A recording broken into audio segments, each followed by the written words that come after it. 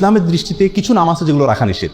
সেগুলো কোন কোন নাম? নাম্বার 1, যে সমস্ত নাম এর অর্থের ভিতরে মন্দ দিক আছে, যেমন কোনো সন্তান নাম রাখবেন আপনি শয়তান, নাউজুবিল্লাহ।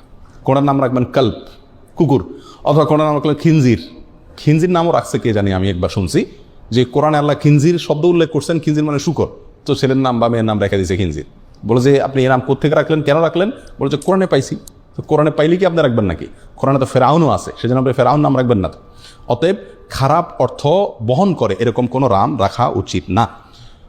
দ্বিতীয়ত, যেই নামের অর্থের ভিতরে শিরক আছে অথবা ইসলামী আকীদার সাথে সাংঘর্ষিক যে নামের অর্থ, সেরকম নাম শিশুর জন্য নির্বাচন করা যাবে না।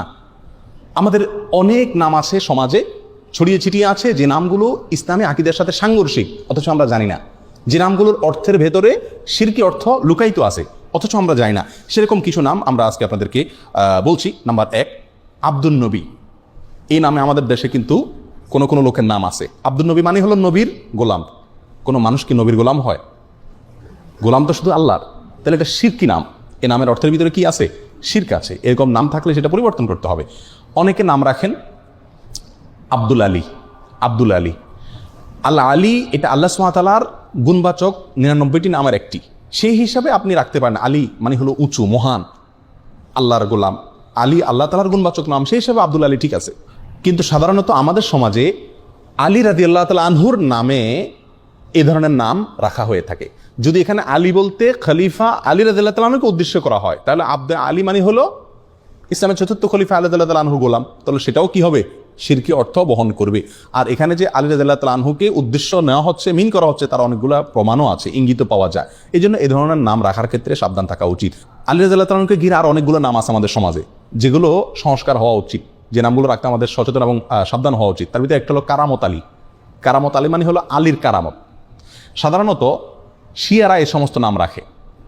তো এগুলো আমাদের সমাজে চলে আসছে, কারণ এক সময় আমাদের দেশে যখন আলেম ওলামা ছিলেন না এত, এবং ওই কাবুলিওয়ালারা আফগান থেকে, ইরান থেকে মানুষ ব্যবসার জন্য আসছে বা নানা কারণে আসছে এই দেশে, শিয়ারা আসছে, তাদের খুব প্রভাব ছিল, এবং যারা তখন রাষ্ট্র পরিচালনা করতেন, ক্ষমতায় ছিলেন, তাদের ভেতরে শিয়াদের বিরাট প্রভাব ছিল। এই জন্য আমাদের সাধারণ মানুষেরা নামের জন্য এদের কাছে যেত, আর এরা এই সমস্ত নাম দিত, যে সমস্ত নামের সাথে শিয়াদের আকীদা মিশে আছে, এবং সেগুলো আমরা এখনো রেখে চলছি, ওটার অর্থ হয়তো খেয়াল করি না।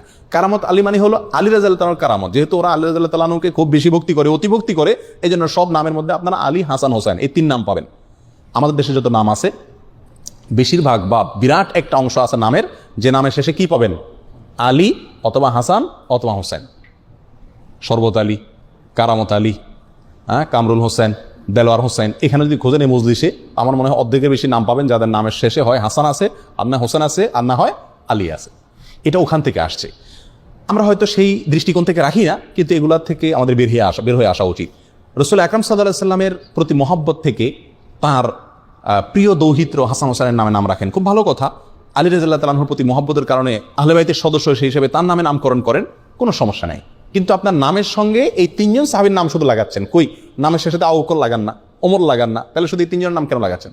বোঝা গেল এগুলোর পেছনে শিয়াদের বদ আকীদা এবং দুর্বসন্ধিমূলক চিন্তা এবং দৃষ্টিভঙ্গি রয়ে গেছে, আর সেটাই আমাদের সমাজে এখনো বলবৎ আছে। বিধায় এগুলো রাখতে আমাদের একটু সচেতন হওয়া উচিত।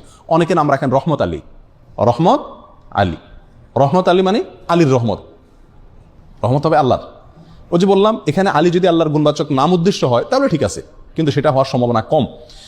অনেকে নাম রাখেন ফজলে আলী। ফজলে আলী মানেও কি? আলীর দয়া। তো এটাও মানে যদি আলী তার মিন হয় এখানে উদ্দেশ্য হয়, তাহলে এটাও ঠিক হয় না। অনেকে নাম রাখেন গাউসুল আজম। অনেকে আব্দুল কাদের জিলানী রাহমাতুল্লাহ আলাইহিকে বলে কি? গাউসুল আজম। গাউসুল আজম মানে হলো সবচেয়ে বড় সাহায্যকারী, রক্ষাকারী। যিনি সবচেয়ে বড় রক্ষাকারী তো আল্লাহ সুবহানাহু ওয়া তাআলা। এটা কোনো মানুষকে বলা যায় না, অতএব এটাও শিরকি নাম। এর নামের অর্থের ভিতরে শিরক আছে। অনেকে নাম রাখেন নবী। আমার পরিচিত গ্রামের ভিতরে একজন আছে, তার নাম হলো নবী। অনেকের নাম রাখেন নূর নবী। নূর নবী মানে নবীর নূর। এই সমস্ত নামগুলো একেবারেই অনর্থক এবং অশুদ্ধ নাম। অনেকে নাম রাখেন রাসূল আমিন। আমার দেশে কোনো লোকের নাম আছে কি? রাসূল আমিন। রাসূলুন আমিন, এটা আমাদের রাসূল আকরাম সাল্লাল্লাহু আলাইহি ওয়াসাল্লাম একটা বৈশিষ্ট্য, যে তিনি আমানতদার রাসূল। এখন আপনি আপনার ছেলের নাম রাখলেন রাসূল আমিন, এটা খাটে না, একেবারেই অশুদ্ধ একটি নাম। অনেকে নাম রাখেন রসুলুল্লাহ। আমি দেখছি রসুলুল্লাহ নামের লোক আমাদের। রসুলুল্লাহ মানে কি? আল্লাহ রসুল। তো কীভাবে আল্লাহ রসুল হলো? এটা তো একেবারেই অশুদ্ধ একটা নাম। কথা বুঝে আসছে? অনুরূপভাবে আরেকটা অশুদ্ধ নাম আছে আব্দুস সুবহান, অনেক আলেমের নামও পাওয়া যায় আব্দুস সুবহান। আব্দুস সুবহান এই নামটাও ঠিক না। কেন ঠিক না? কারণ আব্দুন যোগ করে নাম রাখা যাবে আল্লাহর 99টা নামের শুরুতে, আল্লাহর 99টি গুণবাচক নামের শুরুতে আব্দুন যোগ করে আপনি কি করতে হবে? রাখতে হবে। কারণ আল্লাহর নামগুলো নির্ধারিত। আল্লাহর জন্য কোনো মন গড়া নাম আপনি আমি নির্ধারণ করার সুযোগ নাই। সুবহান নামে আল্লাহর কোনো গুণবাচক নাম নাই। সুবহান শব্দের অর্থ হলো পবিত্রতা বর্ণনা করা। তো পবিত্রতা বর্ণনা করার গোলাম, এটা কোনো নাম হতে পারে না। এবং এটাকে যত রকম ব্যাখ্যাই করা হোক না কেন, এটা কোনো অবস্থাতে টিকে না এবং শুদ্ধ হয় না। বিধায় আব্দুস সুবহান নামটাও সঠিক না। ওই যে বললাম, আব্দুন যোগ করে নাম রাখতে পারবেন কোনগুলো? যেগুলো শেষে আল্লাহ 99 নামের কোনো একটা যুক্ত আছে, সেগুলো রাখতে পারবেন শুধুমাত্র। অতএব আব্দুস সুবহান যেহেতু আল্লাহর কোন গুণবাচক নাম না, অতএব আব্দুস সুবহান নামটা কি না? সঠিক না। আরেকটা নাম আছে জিল্লুর রহমান। বহু লোকের নাম পাওয়া যায় আমাদের দেশে। আমাদের প্রয়াত প্রেসিডেন্টের নাম ছিল জিল্লুর রহমান। জিল্লুর রহমান, জিল্লুন শব্দের অর্থ হলো ছায়া। জিল্লুর রহমানের অর্থ হয় আল্লাহর ছায়া। তো আল্লাহর ছায়া আছে, এটা আপনি কোথায় পাইছেন? কোরআন হাদিসে কোথাও আল্লাহর ছায়া আছে এরকম কোনো কথা আমরা পাইনি। অতএব এই নামটাও সঠিক না। যদি কেউ এই উদ্দেশ্যে রাখে যেখানে আল্লাহর ছায়া বলতে আল্লাহ দয়া অনুগ্রহ বোঝানো হচ্ছে, তাহলে সেটাও রাখা যাবে কিনা সেটা ব্যাখ্যা সাপেক্ষ বিষয়, আমার মনে হয় না। বিধায় এই জিল্লুর রহমান এই নামটাও অ্যাভয়েড করা উচিত। অনেকে নাম রাখে আবুল বাশার, হাস্যকর একটা নাম। আবুল বাশার নামের অর্থ জানেন? আবুল বাশার মানে হলো, বাশার মানে মানুষ জাতিকে বলা হয়, গোটা মানব জাতিকে বলা হয় বাশার। আর আবুল বাশার মানে হলো গোটা মানব জাতির পিতা। এটা তো আদম আলাইহিস সালাম। আবুল বাশার কে? আদম আলাইহিস সালাম। এখন আপনি আপনার ছেলের নাম রাখছেন আবুল বাশার। এখনো একটা ছেলেই জন্ম দিতে পারে না, সে কিভাবে গোটা মানব জাতির পিতা হয়? অতএব এটাও ভুল নাম। অনুরূপভাবে নামের ক্ষেত্রে আরেকটা ভুল আছে, সেটা হলো অনেক সাহাবীদের নাম এবং টাইটেল উপাধি যেটা, এই দুইটাকে একসাথ করে আমরা নাম রাখি। এটা চরম ভুল। যেমন ওমর ফারুক, বহু লোকের নাম আছে না? ওমর একজন সাহাবীর নাম, ইসলামের দ্বিতীয় খলিফার নাম। আপনি ওনার প্রতি মহব্বত রেখে, ওনার প্রতি মহব্বতের কারণে আপনার ছেলের নাম ওমর রাখলেন, একটা শিশুর নাম ওমর রাখলেন, ঠিক আছে রাখেন, কিন্তু তার নাম ওমর ফারুক রাখা ঠিক না। আবু বকর রাদিয়াল্লাহু তাআলার প্রতি মহব্বতের কারণে আপনি আপনার একটা শিশুর নাম রাখলেন আবু বকর, রাখেন, সমস্যা নেই। কিন্তু আবু বকর সিদ্দিক হয় না, কারণ সিদ্দিক এটা ওনার টাইটেল, এটা পৃথিবীতে আর কোনো আবু বকরের সাথে যুক্ত হবে না।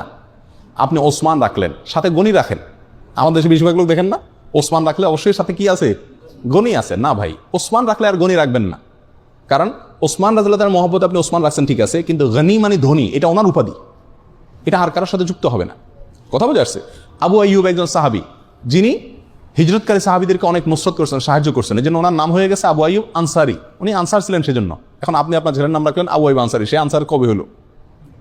কথা বোঝা যাচ্ছে? অনুরূপভাবে বহু সাহাবা একরামের বিশেষ কিছু টাইটেল আছে, এই টাইটেলগুলো কারোর নাম হতে পারে না। আমি যদি একটা এক্সাম্পল দিই, বিষয়টা পরিষ্কার হবে। যেমন মোহাম্মদ, এ নামে নাম রাখা যায় কি যায় না? মোহাম্মদ নাম রাখা যাবে, সহিহ মুসলিম হাদিসে আসছে। এখন আপনি যদি মোহাম্মদ সাল্লাল্লাহু আলাইহি সাল্লামের যে একটা টাইটেল ছিল, নামের পরে একটা টাইটেল, সেটা কি? মুহাম্মাদুর রাসূলুল্লাহ। এখন আপনি যদি আপনার সন্তানের নাম রাখেন মোহাম্মদ রাসূলুল্লাহ, খাটবে?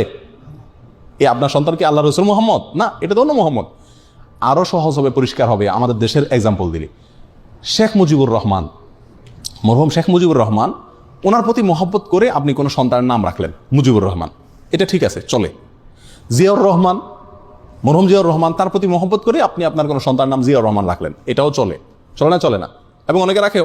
আপনি যদি রাখেন বঙ্গবন্ধু শেখ মুজিবুর রহমান, তাহলে নামটা কি শুদ্ধ হবে? আপনি যদি প্রেসিডেন্ট জিয়াউর রহমান রাখেন, এটা শুদ্ধ হবে? আপনি যদি বেগম খালেদা জিয়া রাখেন, শুদ্ধ হবে? আপনি যদি প্রেসিডেন্ট হোসেন মোহাম্মদ এরশাদ রাখেন, শুদ্ধ হবে? কেন হবে না? কারণ হলো এখানে তাদের নাম এবং টাইটেল দুটোটা আপনি দখল করছে। শুধু নামটা আপনি নেন মহব্বতে, সেটা হতে পারে, এটা গ্রহণযোগ্য, এটাকে সমাজ গ্রহণ করবে, কিন্তু আপনি টাইটেলটা যুক্ত করেন, এটা হতে পারে না। বিদায় সাহাবা ইকরামের নাম আমরা রাখতে পারি, কিন্তু তাদের টাইটেলটা কি করা উচিত না? দখল করা উচিত না। এই ভুলটা আমাদের দেশে অহরহ হয়ে থাকে। আরো বহু নাম আছে যেগুলোর ভিতরে ভুল ত্রুটি হয়। তাহলে এই সমস্ত নামগুলো আমরা সাধারণত রাখবো না, যেগুলোর অর্থের ভিতরে কি আছে? কোনো শিরকি আকীদা আছে, অথবা যেগুলা অর্থের ভিতরে খারাপ কোনো দিক আছে, বা সেগুলোর অর্থের ভিতরে আপনার কোরআন এবং সুন্নাহর সাথে কোনো প্রকার কি আছে? সংঘর্ষ আছে।